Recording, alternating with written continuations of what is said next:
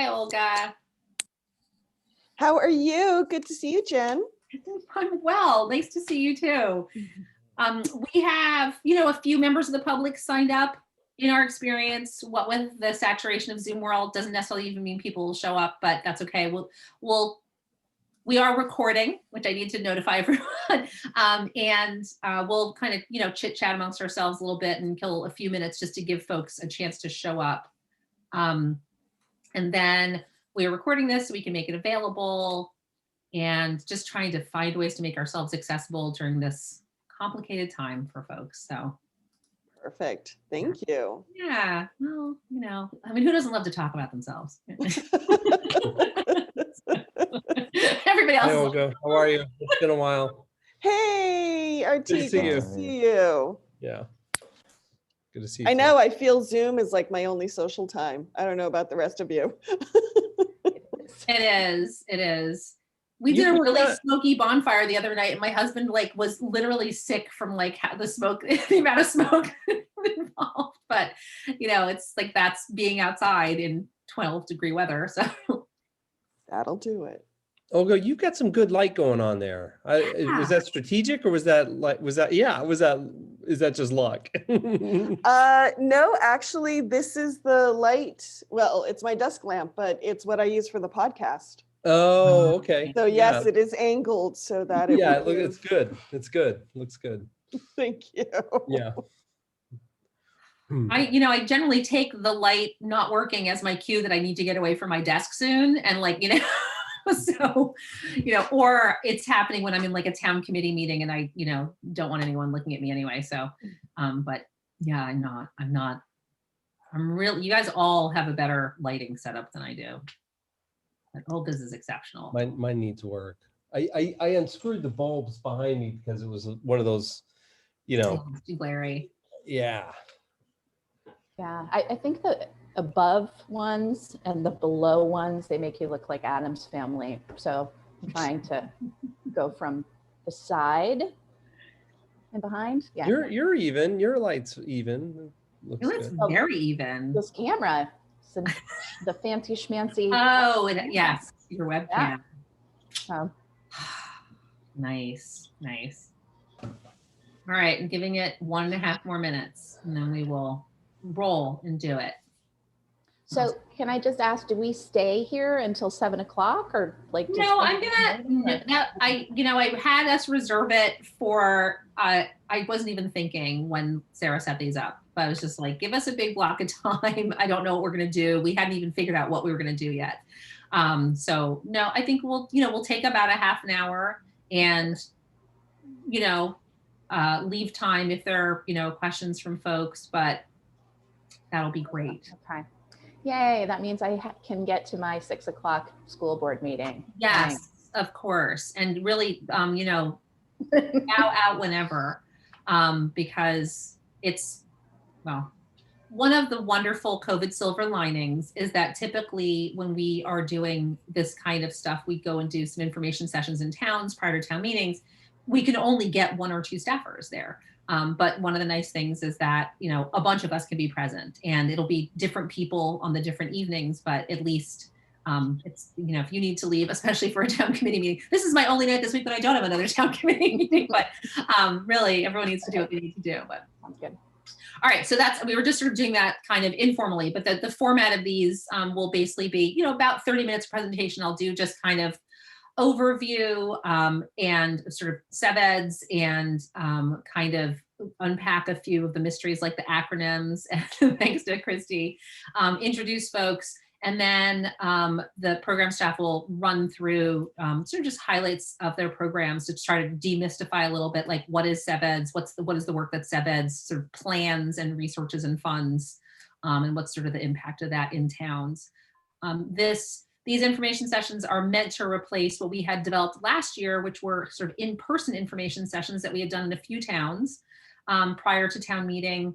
We always go to select board meetings. We try to make ourselves available at through various other processes, but especially through the select board process. And if and when there are pre-town meetings at those, the public participation in those is meager. and even more so, I'm seeing on Zoom. And so we're just trying to make every effort to answer the kinds of questions that tend to pop up at town meeting day, which is the worst time ever to try to answer questions about what we're doing and why we're doing it and how we do it. And sometimes, and it's never more than one of us at a town meeting, and we make it to somewhere between 12 and 15 of them every year. And then it's also kind of a random as to whether we are asked to say something, and if so, like how much time we get to say that, and in what kind of a context are we sort of responding, or are we given sort of an open format. So another COVID silver lining of this is we can just say, let's just have an open informational format and not be constrained by, the fact that people have already been sitting there for 5 hours in a chilly room, and they want to get through this, or they're feeling impatient or whatever. So this is sort of a chance just for us to be basically available and kind of in a leisurely way explaining what it is we do and why we do it. So I will not do justice to this in a Laura Sebelius style, but the other thing I want to say is that in addition to the information sessions, we're just doing a little video that will kind of same thing, capture just a few minutes of like high level, like what is SeVEDS, why did it come into being, what's the purpose of trying to act regionally around economic stuff, and hit some little highlights. So that will be available too, just sort of doing our best to try to replace the irreplaceable, which is, what we would normally be doing is just being in communities a lot, throughout the fall and winter especially. So, so with that, hi, John. The format of this will be kind of, if you have questions, if you want to put them in the chat, that might be the easiest thing. Gabriel's co-hosting, so he'll keep an eye on things. So if I won't miss people that need to be admitted or questions. So sort of just high level, one of the things as we were coming into this are one of the folks that's on here that you may not know. I don't know if you will have had a chance to meet Christy, for instance. Christy's this year's Vista, Christy Caratero, and she suggested very tactfully, do you guys want to unpack acronyms for people? So I thought that's a great idea. So I think I'm just going to lead off with that because I think it's also really emblematic of sort of, the challenge of communicating about what we do. I may share my screen with this because I think it's also kind of funny just to, see this and see this world of acronyms that we live in. I mean, it's true of all nonprofits, but I think it's especially opaque to folks around the economic development stuff. So this is sort of running down the list of acronyms. And so, BDCC, BDCC is the organization that does the work, that has the, pays the staff, that keeps the lights on. It is the region's RDC, which is a regional development corporation, one of 12 that accomplish economic development around the entire state of Vermont. We all have a different region, and that's how things get done and we're sort of the sister agency to the Regional Planning Commission, which is, sorry. And in some areas, our agencies are combined. In Bennington, the Regional Development Corporation and the Regional Planning Agency are together. So it's extra confusing because we don't look the same as a lot of our sister agencies. SeVEDS is an organization that was founded really in the wake of Tropical Storm Irene, sort of looking around and saying, we need more grassroots action. We need to take a much more proactive approach to the economy, or, just fate is going to roll over us. SeVEDS, we reference our SeVEDS a fair amount, CEDS, and that's our comprehensive economic development strategy. We just did our second SeVEDS, and the scale of that planning is done along with Bennington County. So for some of our planning and some of our program work, we're really working at a larger scale, which frankly gives us a bigger group of partners, and it gives us frankly more like kind of heft in terms of trying to interface with federal agencies. I'll talk about that a little bit later when we talk about the STEP program. I talked about RDCs, regional development programs, corporations. Some of these others are acronyms that relate to specific programs. So I'll ask staff to sort of, unpack those themselves. In here, 8 and 9, WORT and BURP, are two things that we invented during COVID. We realized that we had to make ourselves and also legislators and federal delegation and state officials and experts available a lot. And so WORT is a group that convenes, all these happened every week and we've slowed them down to like twice a month. WORT is kind of a group of town and regional officials, and that's a twice a month thing where we make sure everyone knows what's going on, what's happening with relief, and that also our officials and representatives are hearing loud and clear what our experience is through COVID. The BURP series is oriented towards businesses, small businesses, and frankly, including nonprofits. And it's making sure that either for general information about relief programs or very specific tactical assistance, how should I apply to PPP? Should I even apply to PPP? Or we just did one last week that I think RT will touch on. So that's what those acronyms are. Programs, REFT I'll touch on. Yeah, so I think the rest of these are things we'll touch on later. And one of the things that this also brings up is just that we have a lot going on. And, we use acronyms because we're juggling a lot of different things and keeping track of them. And it makes our life easier, but it makes your life harder trying to understand us. So we have to really fight back against that.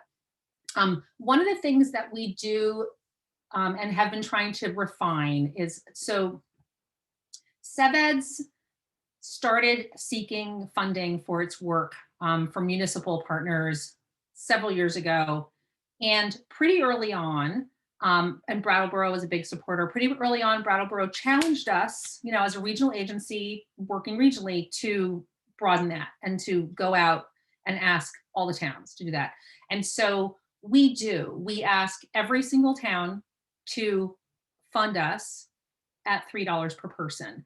Then we go through a variety of processes that seem like they should be fairly standard, but they're actually very different because every town is kind of different. Some of them involve petitioning. Some of them this year have involved a waiver from petitioning, which is great. Some of them involve just slipping us into the budget and seeing what happens. So there's a lot of different levels. Last year, we had, and then we go to select board visits, and we do all those things. We go to town meetings, we send staff to as many as we can. And last year, 16 towns funded us. I want to say all but maybe one fully, maybe it was two at $3 per head. And, that to us is like this incredible mark of progress in terms of us getting better at understanding how to communicate and how to listen. And one of the things that I'm really feeling this year in this time of zoominess is, we're trying to push information out there, but we also aren't getting what we normally get, which is a lot of that feedback and those questions, those hard questions. When you go to a select board and a member of the public is like, well, we're trying to do blah, blah, blah. And like, I don't know why you haven't helped us with it. And it's a great question. Like, what is the failing? Like, do we not let you know that we have this program? Is it not appropriate for you? Is that a gap we've identified in services that needs to be worked on? But we get better through that. And so we're trying to replicate it, but it's really, I think getting funding from 16 different communities to us was really a mark. I mean, that's more money that we can leverage to do more programs, and that's great. But it was also just a mark of building relationships over the years that have made us better and that have made us provide services better. So, COVID is what it is, and it has had some interesting upsides to it. And I think one of the strange ones I'll touch on later, which is that people have gotten to see more of our ability to be responsive and some of what we have learned and from past disaster recovery, both Vermont Yankee and Tropical Storm Irene, and how we could sort of put that into action pretty quickly. So, but the sort of basic messaging that we send to towns is to really emphasize to folks that the funding of SeVEDS is really funding a proactive approach to economic development. And it's about doing work that cannot be done individually by a town. It is about, attracting people to the region, making it viable for people to stay and thrive in this region, have good jobs, helping people develop their businesses here, helping people develop their organizations, and also community development work. And we are, one of a suite of partners, and none of us has enough capacity, and we're in an incredibly collaborative area. So I never know how to sort of, I know that sounds like everybody probably says that out loud, but I do get to see what's going on around the state. And I think, we're also just very lucky that we're part of a bunch of agencies that really work well together and coordinate and talk a lot. So, and that's probably evolved over time. I've only been around for a few years, 4.5 to be exact. So the SeVEDS investment from municipalities allows us to directly fund implementation of programs and projects that you're going to hear about. It has allowed us to build capacity, and that capacity, again, in COVID, really showed, it showed how important it was to have sort of staff and expertise to be able to stand up some relief programs, not just here, but on behalf of Southern Vermont and the state entirely, actually. So, and we use it as, seed funding, where it helps us bring more money into the region. And that third point is incredibly important to us. We are more and more focused on finding ways to get more money into the region, into other organizations, and into communities. That is the way we're going to sort of push back the negative tide on rural economies. So, I think I'm in the annual report, there's a page somewhere, I won't find it now, that just sort of, I did the math this year finally and tallied up how many projects and grants we had worked on that didn't bring money to us, but that was just sort of helping facilitate, and it's in the millions. And we've already worked on, I think, over $5.5 million worth of funding things for the coming year. And a couple of them are really big, but a lot of them are really small. Like I'm just working on a grant application right now to just help some folks who don't quite have enough capacity to finish this for like $30,000 for a community facility project. And so that's, to us, that's the really big deal, because a lot of what goes on is trying to like share and support each other. And, that's a beautiful thing. But the reality is that bringing new resources into the region is kind of how we're going to really overcome the negative trends.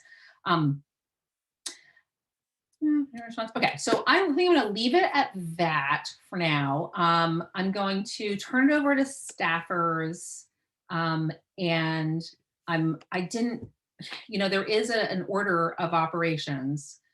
So I think the first person who thinks they're up is Christy Beatty. I'll let you introduce yourself and your program. All right. Hi there. Yes, my name is Christy Beatty, and I am the Pipelines and Pathways Program Coordinator.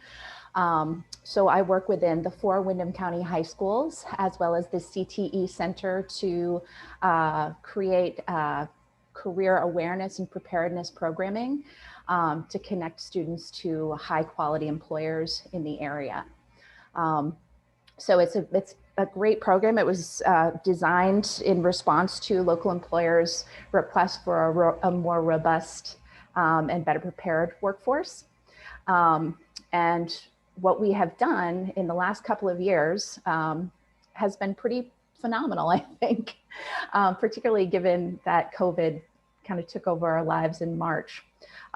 So some of the things that we do are to connect students to quality employers. And the first thing that we do is we make them aware of that. When I ask my students, what kind of jobs are available out there? They inevitably, even today, I had a student say, oh, Dunkin' Donuts and Shaw's.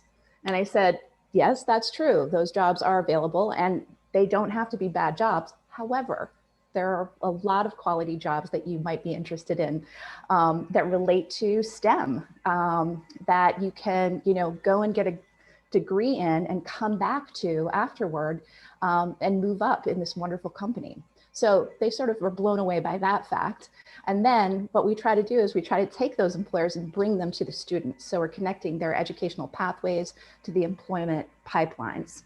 I can give you an example of something that we're doing this year. We're doing virtual career spotlights. So we're having core content teachers from any of the schools that are interested reach out to us to connect to various high growth, high wage sectors.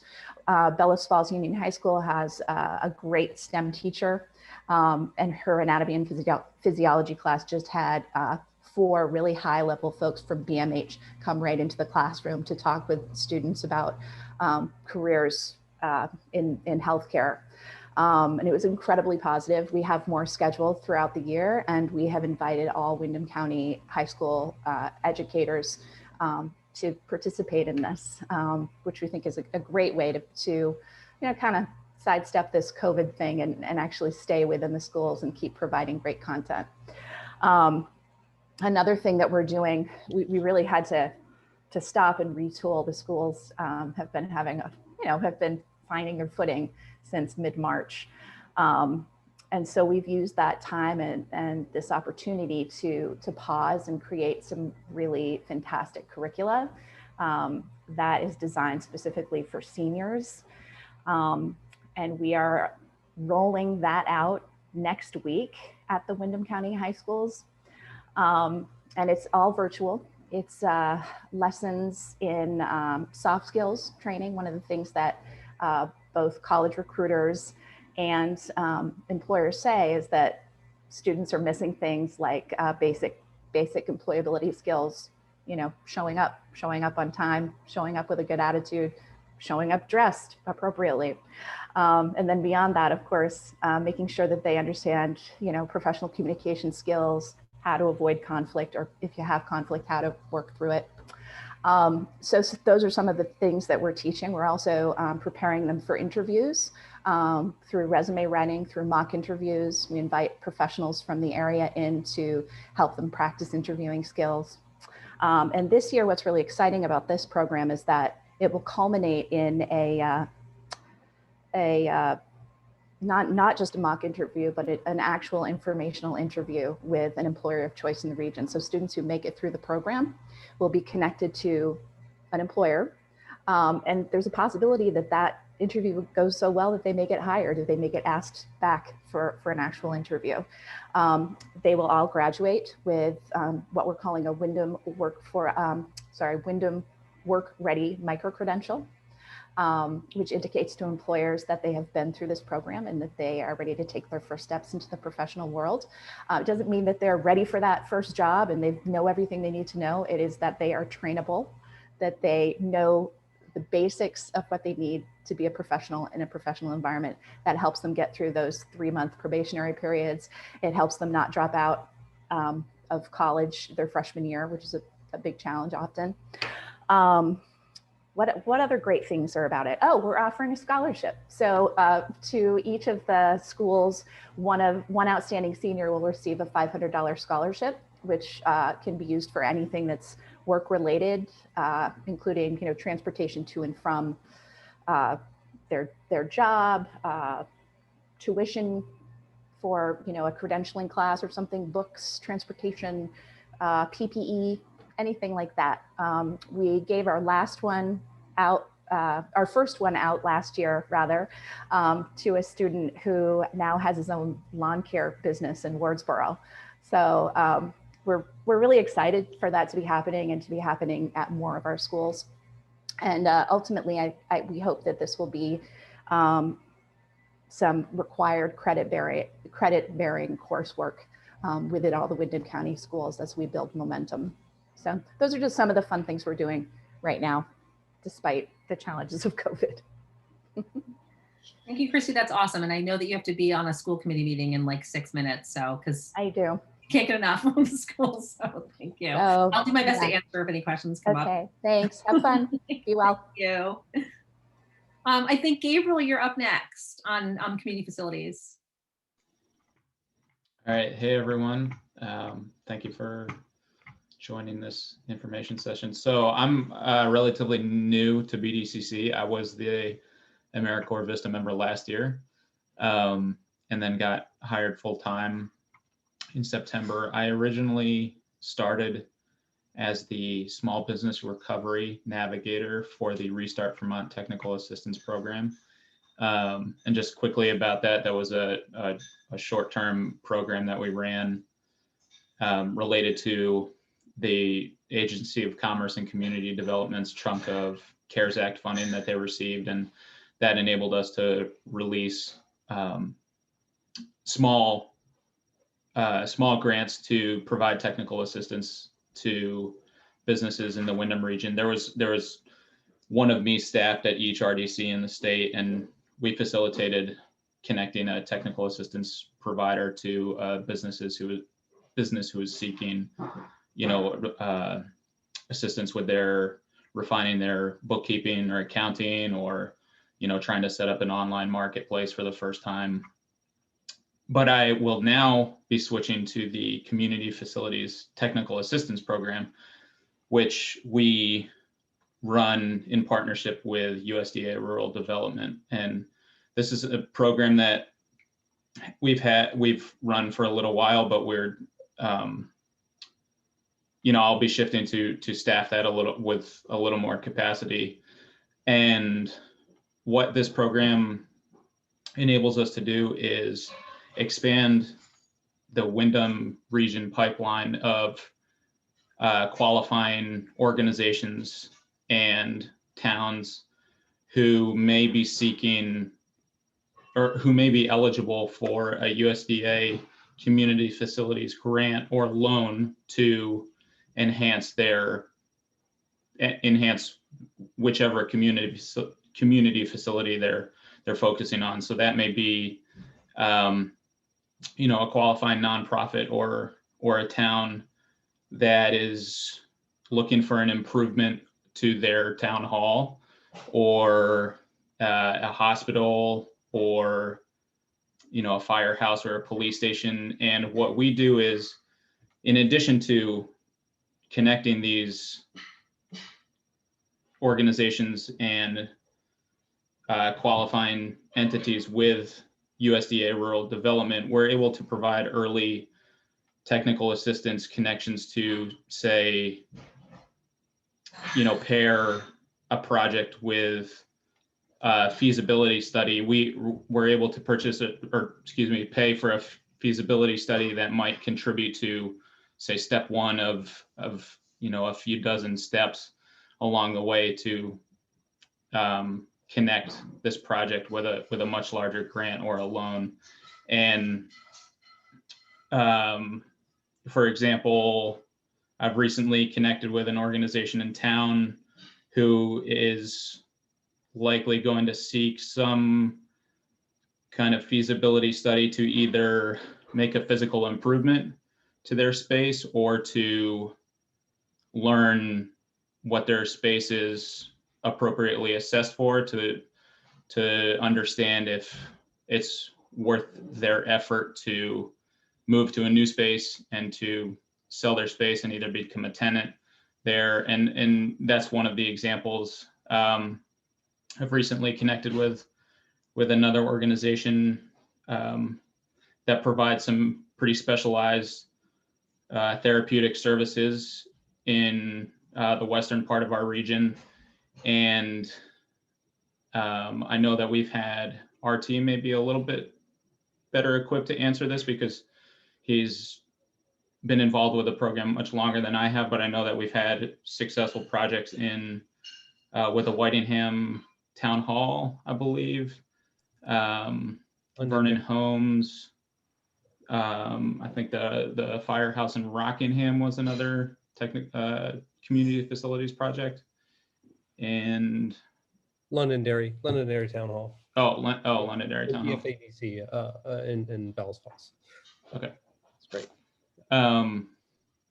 Yeah, so I think that's my short little spiel about my responsibilities.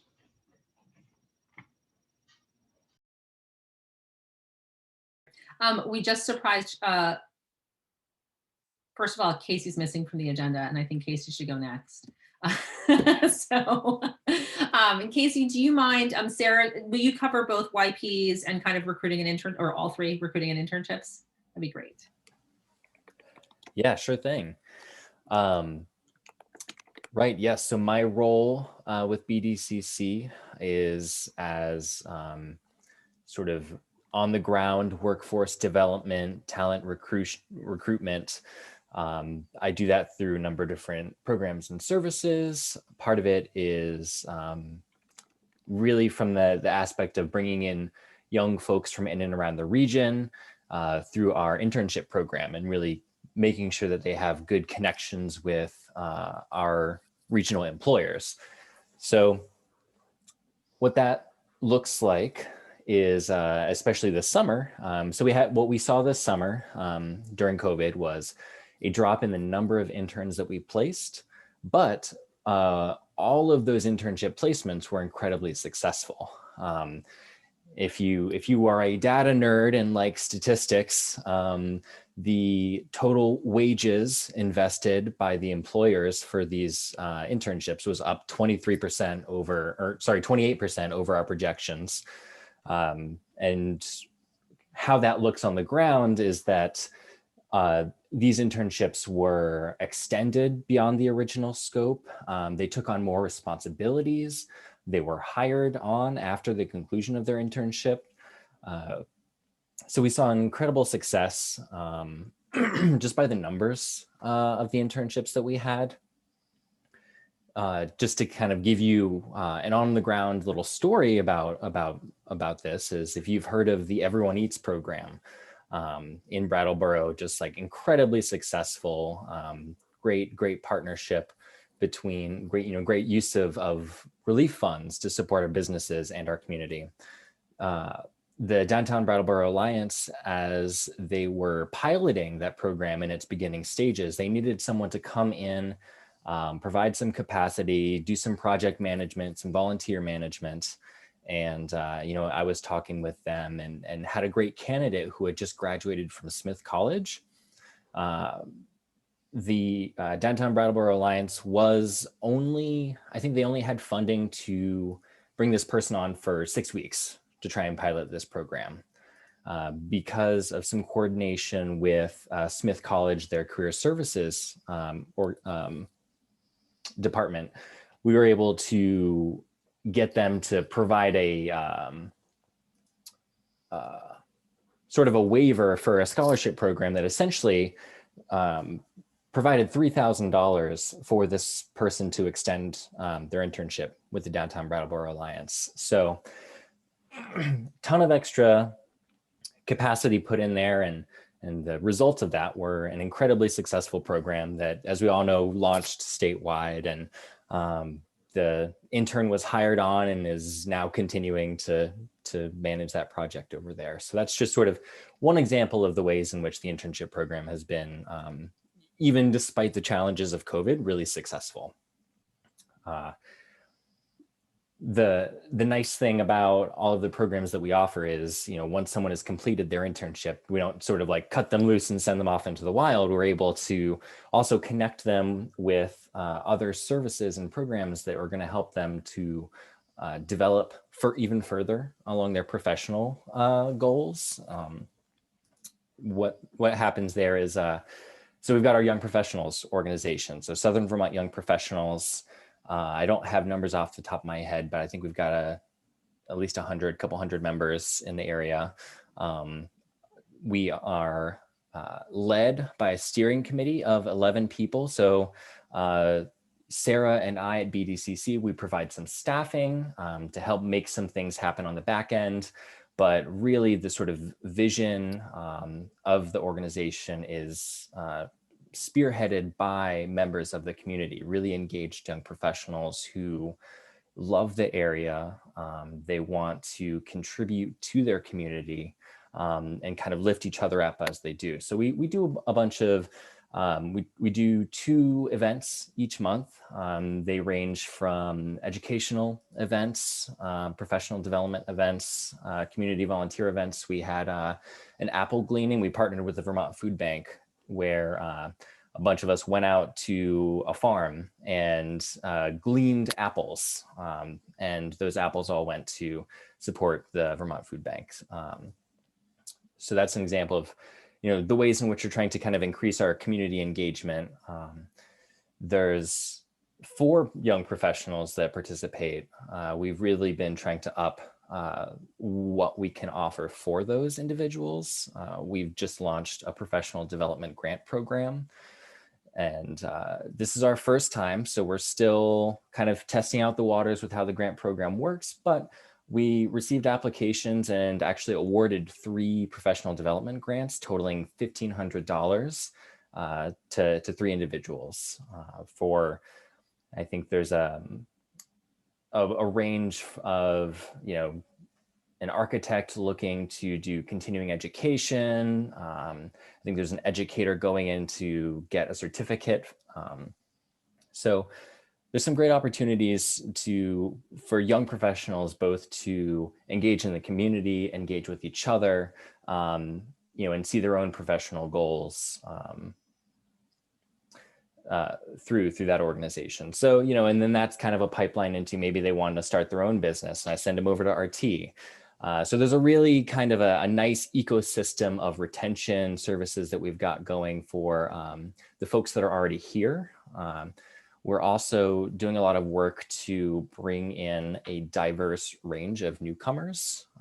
That's part of that is through partnerships with the state through their state-to-state program, where they convert tourists to residents. And so we're kind of that conduit for people who are maybe interested in coming to Vermont, seeing, what's available. They get a really high touch kind of one-on-one experience through us over here at BDCC in the state-to-state program. And we can connect them to realtors and employers and other kind of community connections that are going to help facilitate their move into the area. Again, once they've gotten here, we don't want to just sort of cut them loose. So we've been developing our Welcome Wagon program.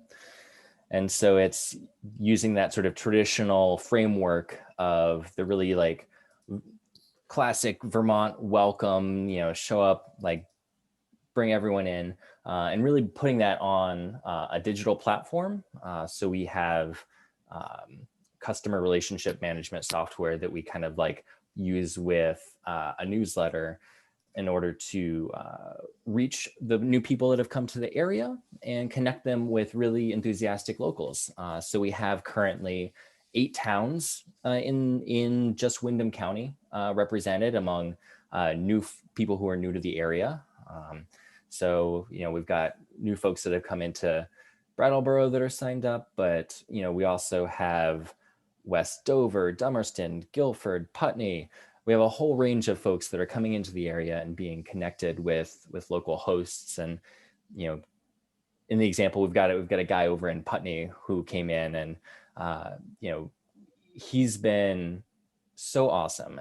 He's been diving right in and has kind of become, he's signed up to be a host himself to kind of welcome new people. And he's been getting really involved. I think he participated on a SeVEDS board about housing. And so that is kind of another channel to just get people really involved and reduce the amount of time it takes for them to get really engaged and rooted into the community. So that's a lot of different things. Let's see. Internships, YPs, Welcome Wagon.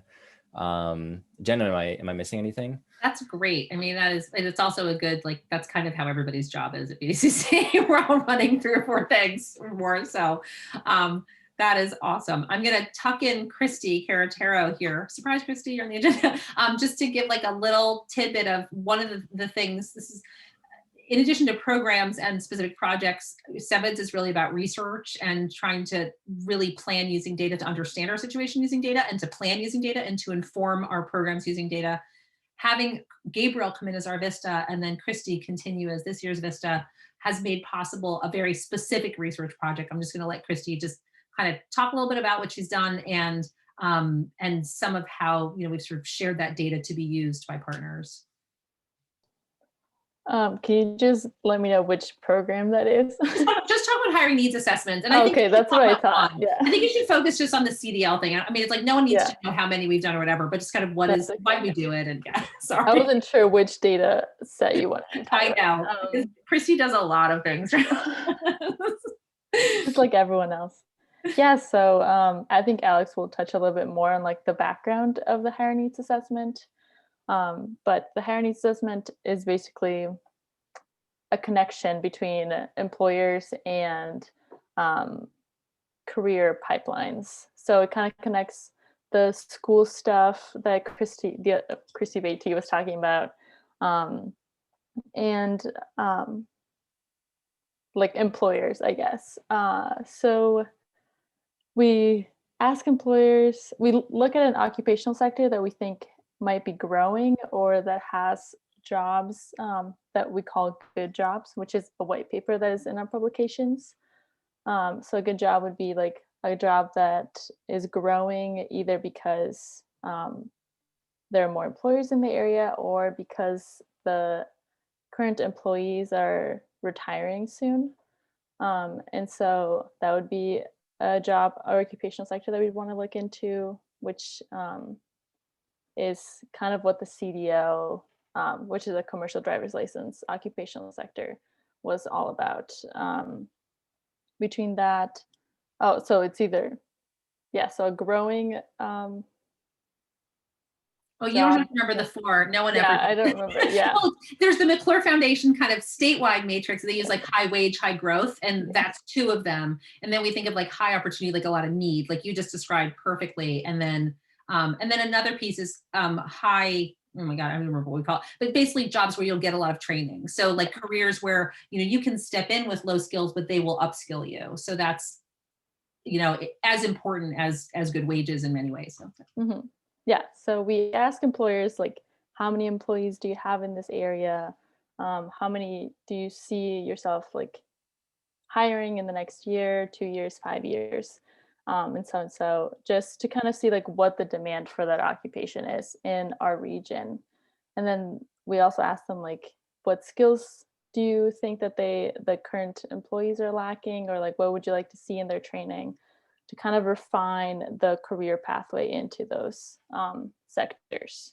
And so that way we can see kind of like a real-time demand for an occupation, while also connecting with the career centers in the area and with the students in the area to tell them like, these are the jobs that are available here, like you don't have to move away. But also these are the programs that we have found that will train you to do these things, because often, I mean, people don't really just know how to drive a truck, a commercial driver's license truck. So we also want to guide people into those pipelines that we know there are positions open, that they will get good wages, and that they will have an opportunity to grow in those jobs. Great, thank you. So we've done like 3 of these so far. We're going to have another 2 done soon. And we kind of, you know, like pick an occupational slice. And one of the things that to sort of pull it back out to SeVEDS and the SeDS is, you know, we have 5 high-level objectives in the strategic plan, in the regional economic plan, and you know, growing the population is a big piece of it, because we really don't have enough people to do the jobs that we have, and we don't have enough kids in the schools, and we just, you know, this is not really a sustainable kind of demographic trend line that we're on, and what goes hand in hand with needing to both retain and attract the people that we need to, you know, sit on committees and have kids and have jobs, that change is going to come with that and needs to come with that. And so when we look at projections, for instance, if you look at the CDL drivers nationally, if you look at the workforce that's available to bring in to replace very heavy retirements, and frankly, a workforce in that is extremely old, even for Windham County, it is a very diverse workforce. And so that's kind of my awkward segue to Alex, who's going to talk more generally about the Workforce Center of Excellence, but also sort of where we're headed with some of that work. I'm muted. There we go. Thanks so much. So my name's Alex Beck, and I'm the Workforce and Education Program Manager. And my role is often, and Christy, you know, mentioned it, is tying a lot of the research and the programs into strategies that really make sense long-term, so that we know that the data that Christy is collecting is implemented in other Christie's programming in a meaningful and impactful way. And, you know, a great example is one of the, with this CDL driving research that we did, part of it was also really started because of a DMV closure due to COVID. And the solution to that is also something that we need to understand the regional economy and, you know, where are these jobs going? Are we going to demand that a DMV reopen for a job category that isn't growing or isn't actually hiring folks? So we can actually do this really rapid research and not just have that research sit on a shelf somewhere. You know, we have staff that that is a bit unbound by program like myself to pursue and follow up those solutions. Another example of that is around equity and inclusion and diversity. And so that is something where in some ways we do it in a reverse method than we normally do, in that we have a lot of business tools, traditional business tools. We're familiar with a lot of best practices in the private sector. And by being a part of and helping lead groups like the Diverse Workforce Development Committee, which is a subgroup of the Community Equity Collaborative. It's a Brattleboro area community equity focused organization. So we focus on the inclusivity and equity portion of workforce development. And that isn't, you know, and that touches all of these different programs. We are collecting data about the disparities of women and women of color in the workforce and how that's been impacted by COVID. But we're also looking at how are we communicating outwardly about the kind of place that Vermont is, and how are we designing our offices and designing our recruitment materials and our hiring processes. And so that is a great example of a way that, you know, it's where I spend a lot of my time, but it's looking at, you know, okay, so this internship program, how can, you know, how is that equitably accessed by different community members? And so we built the Bridge to Brattleboro program, which partners with colleges and student groups of color to design a day long of job shadows in Brattleboro, meet with community leaders. So it isn't a program necessarily, it's a lens at which we can kind of put over a lot of the work we do. And our T will even bring up, you know, ways that we're expanding that into our entrepreneurism support. You know, another example of the work that I do is often regional activities. So sitting on the board of, or the regional advisory board for the Career Center, making sure that what I'm, you know, what Christy's learning about job availability and what the other Christy's seeing about what's happening in the sending schools, I can be at this board with, you know, other educators and the Career Center director and contribute and say, here's what we're hearing. And also learn, you know, as the conduit with the state, where might state resources be necessary for workforce programming? You know, Gabriel gave a great example of identifying places that need more resources from a community facility standpoint. We often play that role around workforce development. You know, here are the trends that, you know, for the school to invest in, you know, get a QuickBooks subscription because we know BSNL, you know, uses software that's similar to that, or, you know, that having experience with this kind of accounting software is really sought after in the banking industry. And so those kinds of little things that we learn around the way are implemented at the regional level, at the programmatic level. And then lastly, you know, a new focus that we have, well, not new, but renewed emphasis is on ensuring all of our communities are welcoming to the diversity of folks that are both here and that we know are necessary for our economy to thrive. And that's looking at migrant workers and the variety of different visas and visa workers that we have in our region. It includes working with CASP, which is a group that works with asylees based in Bellows Falls region. And yeah, and you know, Black and Indigenous people of color in our communities now as business owners, students, you know, in the region. So that's, you know, a large focus, because again, it all will go, you know, part of my job is to make sure everything goes back to the SeVEDS and ensuring that we are actually growing our community, and it's the community that we know we need to succeed. So that's, you know, tying all that workforce programming together.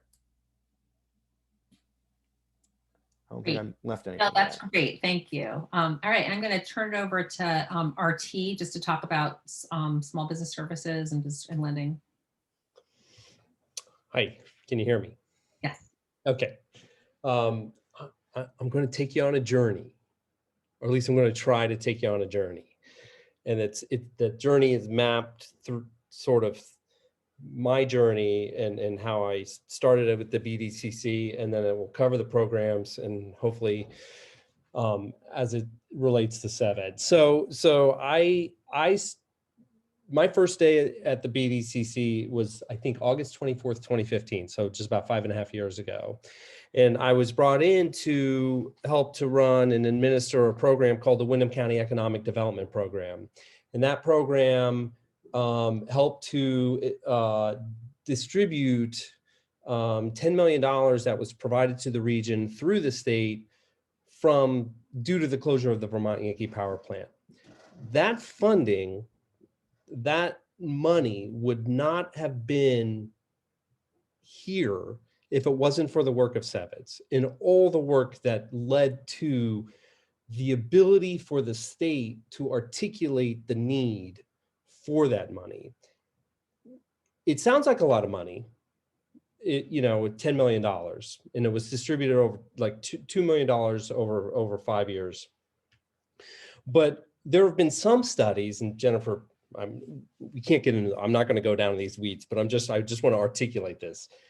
There have been some studies that have said a nuclear power plant closure really has a $100 million impact. You would need a $100 million to offset the impact of a nuclear power plant closure. We had $10 million. I just recently did a little presentation on this, and with $10 million, we did quite a lot. Just to give you some numbers, there was total investment, which includes leverage that $10 million brought to the table, as well as private investment from some of our industry partners like GS Precision and Chroma Technologies to do expansions. So total investment of $51 million. And the last one I'm going to leave you with is related to job impact. So retained jobs, depending on the model that you use, but retained jobs of 646, new jobs of 235, indirect and induced jobs of 511, for a total job impact of 1,271. So even if you take 200 away, it's still quite impressive with an overall annual payroll impact of 47 million. That's projected, depending on the model you use. So still, even if you call it between 30 and 47 million, the payroll, the annual payroll for Vermont Yankee was $60 million. So that, taking 10 million and turning it into that is not bad. So the point I really want to drive home, though, is we would not have been able to do that if it weren't for the work of SeVEDS. Okay, so so that's how I came to the BDCC. So through that work and through some of that funding, we did a business accelerator feasibility study that wrapped up in May of 2016. That led to the creation of a program called Instigate, which is around entrepreneurship and small business resources in the region. So, again, if you draw back, okay, so the initial funding came from the WikiDip program, which was the result of SeVEDS. Through that work, we were then able to take the knowledge that we've gained by doing that work and go out and get funding from the USDA for a revolving loan program to help businesses not only get access to capital that they wouldn't have been able to get through traditional lenders because, they might have some blemishes on their credit because they started their business on their credit card, or their business is just too new and they can't go out and provide the financial performance history that a traditional lender needs. We were able to put that into place. And that is actually leading toward more revolving loan programs that we'll be able to put out there in the very near future. That then allowed us to create and think about a program that we are calling Regenerate, which is helping businesses transition. so many of our businesses, and Jennifer has these numbers better at the tip of her tongue. So many of our businesses were started by baby boomers, and they're looking to move on to the next chapter of their lives. And the operating premise behind Regenerate is, it's so much easier for someone, if they're an aspiring entrepreneur, to come into a business that's already been established, already has the equipment, already has a market share, and take over that business and grow it than it is to start a business from scratch. So we are working, it's a pilot program. We've held 2 workshops or webinars, one for sellers, one for buyers. And the next one, that's yet to be scheduled, that's something on my to-do list, is to connect some buyers with some potential buyers with some sellers. I used to think about the community facilities program, but now Gabriel gets to think about that, so I'm grateful for that. The only thing I would add to Gabriel's great presentation about that is, that was a result, and Gabriel just wouldn't know this history necessarily, that was a result, again, of the work of SeVEDS, because we go out into the community, we talk to people, we bring people together to listen to collect the SeVEDS projects every year. And what we came to realize was that municipalities are run mostly by volunteers.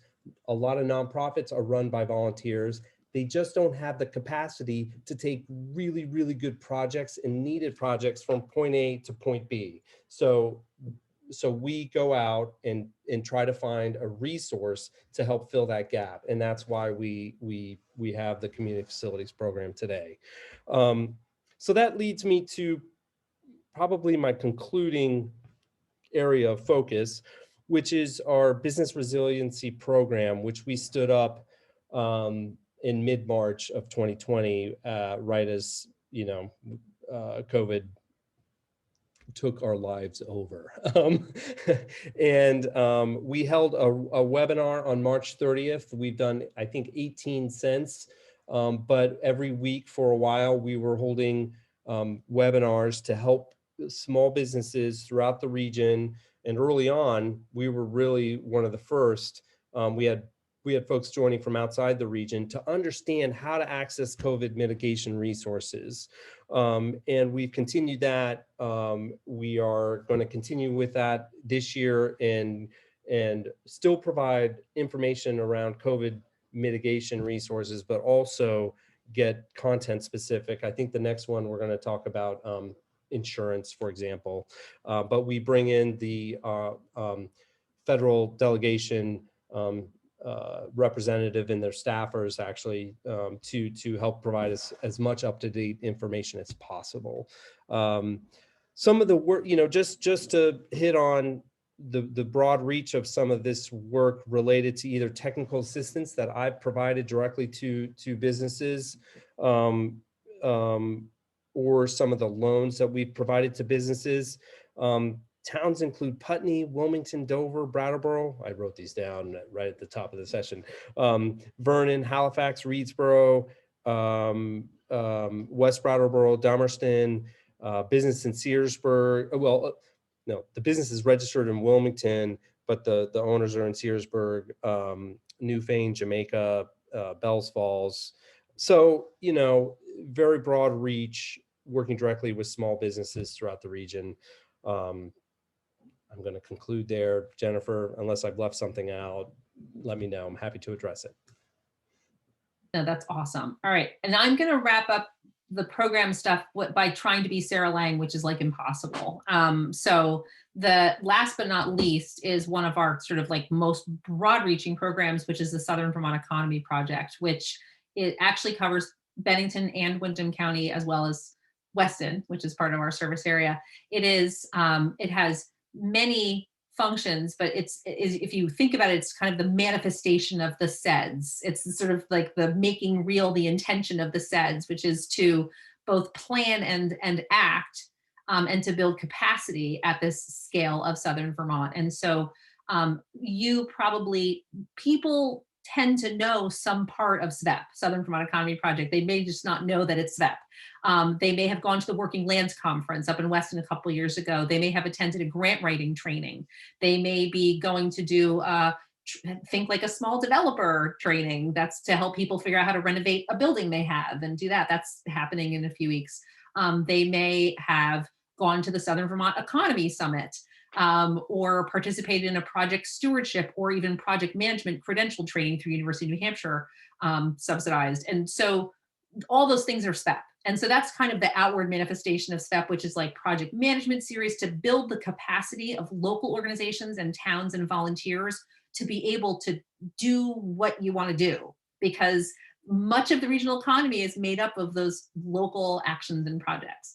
And it's also technical assistance. And, on any given day, I know that, Sarah's helping someone like get a communication piece out about a workshop they're trying to, or helping the creative economy folks put on their summit, or literally helping like Brattleboro figure out how to do its online town meeting.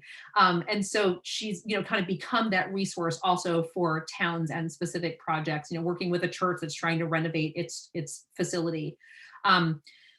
But they're not quite ready for community facilities yet. So this is, SeVEP is this kind of wind beneath the wings of all of Southern Vermont. And in some ways, it's also sort of a glue between, we exist on a continuum that's kind of community development through economic development. And SeVEP in some ways is the kind of glue in between there. So that's definitely not doing justice to all the work that Sarah does, but just so people, know, like, please check out the project stewardship training that's coming up. We tend to charge a nominal fee because we know that makes people show up. There's always scholarships. So don't let that get in the way, but we really are trying to, like financial training. We have a great UVM trainer who will bring back down again this summer. If you know someone who like just joined a library board and is like stumped by budgets, or is took over a nonprofit and is stumped by budgets, like we have great trainers. And the idea is a lot of these resources are like out there, but they're not like brought to our doorstep. And so in the real times, in the before and after COVID times, these are all done in person. We move them around the area. But we will continue to do things virtually as well, because, we recognize that there are some problems that are answered by this kind of access, and problems created for other people by doing everything virtually. So I think I will leave it at that with SeVEP, but I just love it. I think it's, it's this fun program that we kind of, get to look out there and say, what is a problem that's facing at least 3 communities or 3 people? And then we just go looking for a solution to bring it in. And so it's like very creative process. I'm going to wrap it up by just touching on a couple more things about relief, and then let everyone return to your beautiful snowy evenings, unless there are more questions. So RT touched on this and Gabriel touched on this. Gabriel talked about RevTA, which was, I put a link in here earlier, which was the story map. It's the Carlton Maps ArcGIS.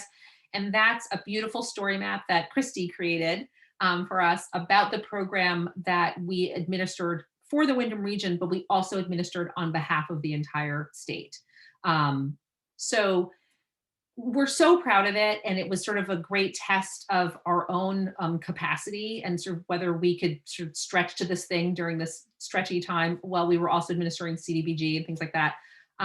It was a really fun program, kind of like the Everyone Eats thing, like a win on both sides. It was like Vermont vendors, mostly Vermont vendors, being paid to help Vermont companies or nonprofits with a specific problem. You need help figuring out how to design the ventilation in your restaurant because you had to reconfigure the whole space. You need help figuring out how to do more online sales because you can't sell at farmers markets.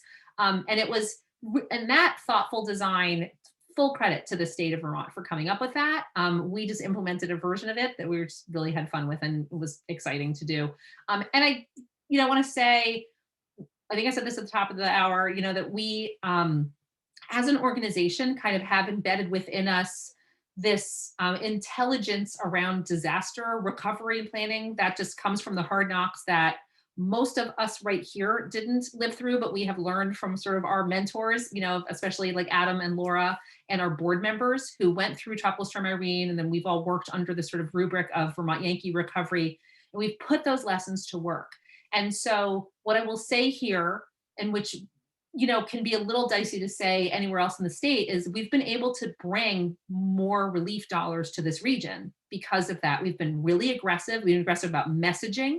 We've been aggressive about, like, you know, technical assistance. You know, if somebody whispered to their friend at the grocery store and somebody on our board heard it, you know, they let us know and we had a liaison call them. Like, you know, we're just like, we want to make sure you know how to use these programs.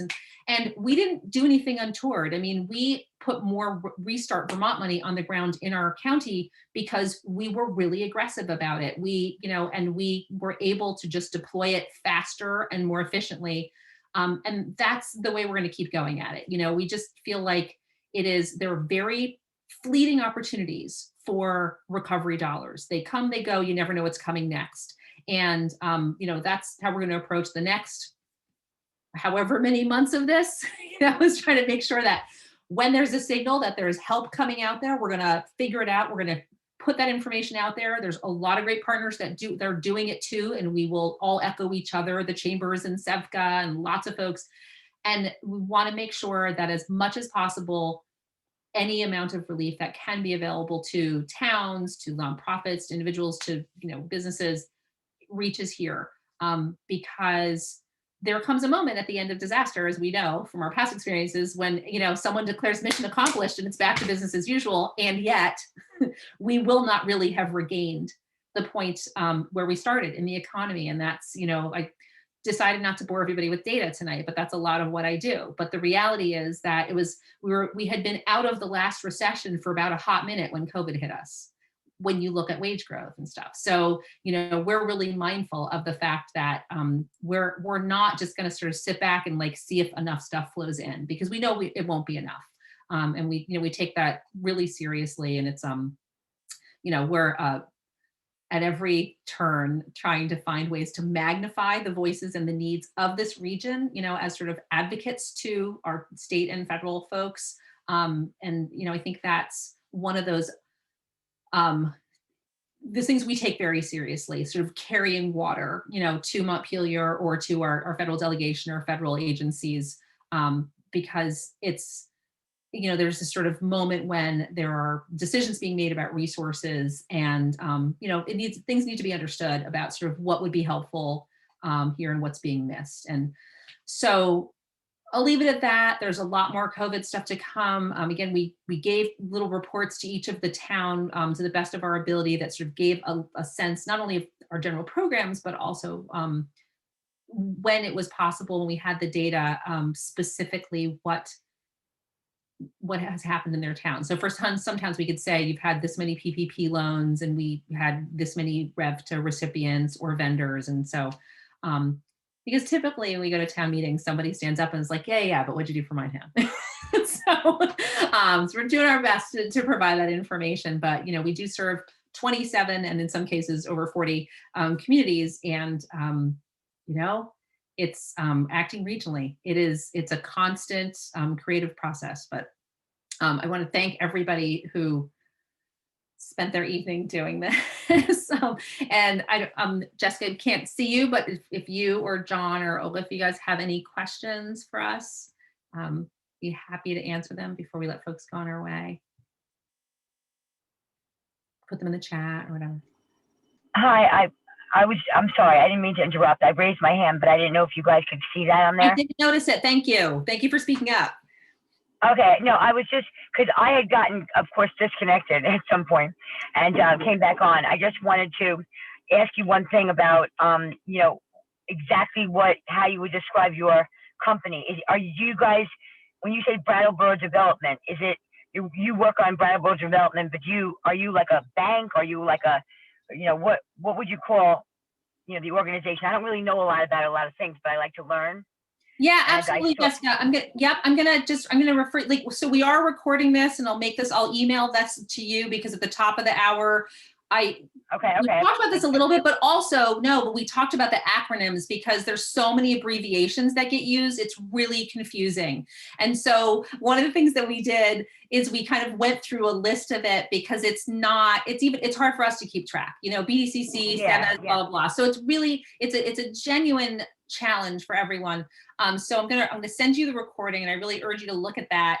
But the Thank you. main thing to actually answer your question is we're not a company. Like we are the Regional Development Corporation. We are a public agency. So BDCC is a 501c6 that is the agency, the kind of the state's economic development agency on the ground.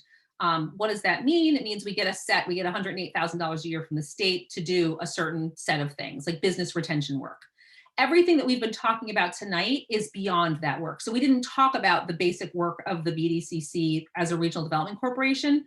We were really talking about everything that's made possible by the SeVEDS. And SeVEDS is more of a grassroots nonprofit side of our organization that goes out and gets funding, including asking for funding from towns, but also goes for grant funding and goes out and brings dollars in to do all the programs we've been talking about tonight. So it's actually, thank you, because that's a good opportunity to talk about kind of the distinction. BDCC is the thing that employs us, and that is kind of the core around which this is built. And most of the other 11 regional development corporations are mostly just that. They are business retention. They kind of visit the businesses that are there. They help them if they have a project, but they don't have all these other programs and services. SeVEDS was developed several years ago because everyone looked around after Tropical Storm Irene and said, we're never going to get out of this hole just doing this traditional economic development stuff. And so that's kind of why we've become a much more wonderful, diverse, creative, and innovative organization, and also complex and hard to understand, which is why these kinds of things are important. So, Jen, it's Olga. Can I ask just a quick clarifying question? yeah. So I actually thought SeVEDS started as part of the post VY planning. It was kind of already on the ground before Tropical Storm Irene. Yeah, it was, I'm probably putting it the wrong way. I mean, I know that there was sort of a part of the fable of SeVEDS is not fable. Part of the story of the origin myth of SeVEDS is like, they had almost finished the SEDS. And then they were like, oh, wait, VY could close, and kind of had to adopt that as kind of a whole other lens through which to look at things. So I think, technically it was the SeVEDS board formed kind of, I think, really more around the time when that was all happening. Yeah, but I think that most of the people that go back to sort of, to have that really kind of started that grassroots work, they really came together around the Tropical Storm Irene stuff. And in some ways, it's those relationships and then the kind of spinoffs of those relationships that we still lean on. We're still our sister agency over there. It's like Bill Colvin and Laura and Adam, and Patrick and some other people are like on the ground, like when Tropical Storm Irene happened. But then as we've expanded our planning and dealt with the VY stuff, it's those folks and then an expanding cast of characters. But they're, I have to say, like, I would not know anything about disaster planning. And I think in terms of like a rural resilience around disasters, in some ways they've been writing that book. They get our national professional development organization or professional organization, IEDC, like, I bet Laura and Adam get asked, several times a year, and probably Bill too, to fly to somewhere else and come help some people who are dealing with this. And there's only so much of it they can do, but there's, they sort of helped establish this as a thing and as an area of practice and intelligence. Great, thank you, appreciate that. And I'm leaving out a million people who, like, we talk about, like, and Chris Campany's been there the whole time doing testimony. And, it's like, there's so many people who made this happen and not everybody is still, we'll give Jeff Lewis credit. We'll give everybody credit. Fantastic. Thank you. Thank you, Olga. Really appreciate it. And we will put this out there as a recording, and we'll do, 2 more of these to be available, and just, try to keep getting better at explaining ourselves without drowning people in information. Yay. All right. Thank you. Everyone enjoy your snowy evening. I really appreciate it. Take care, everyone. Thank you. Bye.